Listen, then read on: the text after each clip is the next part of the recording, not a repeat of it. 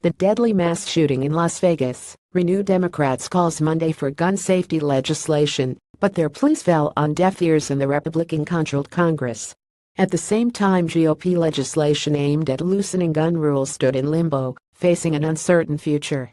Before the shooting that killed at least 59 people, the worst mass shooting in modern U.S. history, House GOP leaders had been moving forward with bills to ease regulations on gun silencers and allow people with concealed carry permits to take their weapons to other states. Republicans have been upbeat about prospects for legislation as they control both the House and Senate and have an ally in the White House in President Donald Trump. But no votes on either bill were scheduled as of Monday. Democrats seized on the violence in Nevada to demand tougher gun restrictions. What Congress can do, what Congress must do, is pass laws that keep our citizens safe, Minority Leader Chuck Schumer of New York said on the Senate floor. And that starts with laws that help prevent guns, especially the most dangerous guns, from falling into the wrong hands. Senator Chris Murphy, Con, a gun control proponent, said it was time for Congress to get off its ass and do something. In an outdoor news conference, former Arizona Representative Gabrielle Giffords, grievously wounded in a 2011 attack, turned to the Capitol, raised her fist and said, "The nation is counting on you." But no action was expected, as other mass shootings in Colorado, Connecticut, and Florida, and even attacks on lawmakers, failed to unite Congress on any legislative response.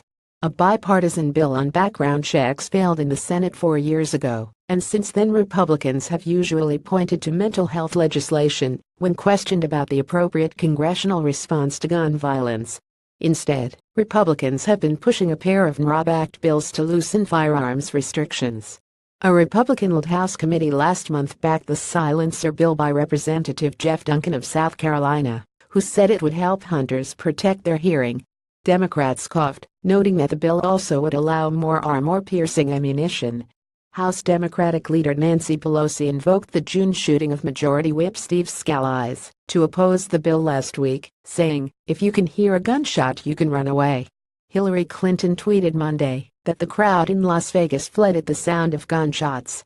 "Imagine the deaths if the shooter had a silencer, which the NRA wants to make easier to get." Pelosi on Monday asked House Speaker Paul Ryan to create a select committee on gun violence to recommend legislation. A group of Democratic lawmakers asked Ryan to remove the bill from the House calendar indefinitely. Ryan ordered the flags of the Capitol to fly at half-staff and issued a statement saying, "The whole country stands united in our shock, in our condolences, and in our prayers." But the speaker has shown no interest in legislation to tighten up gun laws. In an interview with the Associated Press last month, he said Congress needs to fund mental health reforms. "But if you're saying that this Republican Congress is going to infringe upon Second Amendment rights, we're not going to do that," he said. Duncan, who grew up hunting with his father, included the silencer measure in a larger bill to expand hunting and fishing on federal lands. He suffers from hearing loss in one ear as a result of firing guns without earmuffs or suppressors, the term advocates prefer to silencers. The devices muffle the noise of gunshots rather than mute it. Donald Trump Jr., an avid hunter, supports the bill and says it's about safety. "It's a health issue, frankly," Trump said in an interview last year with Silencerco, a Utah silencer manufacturer. A separate bill sponsored by Representative Richard Hudson, RN.C., would allow any gun owner with a state-issued concealed carry permit to conceal a handgun in any state that allows concealed carry. Hudson said the bill would allow gun owners to travel freely between states without worrying about conflicting state codes or honor civil suits. Scalise, a Louisiana Republican, returned to the Capitol last week after he was shot and critically wounded in June as he and fellow Republicans practiced for a congressional baseball game.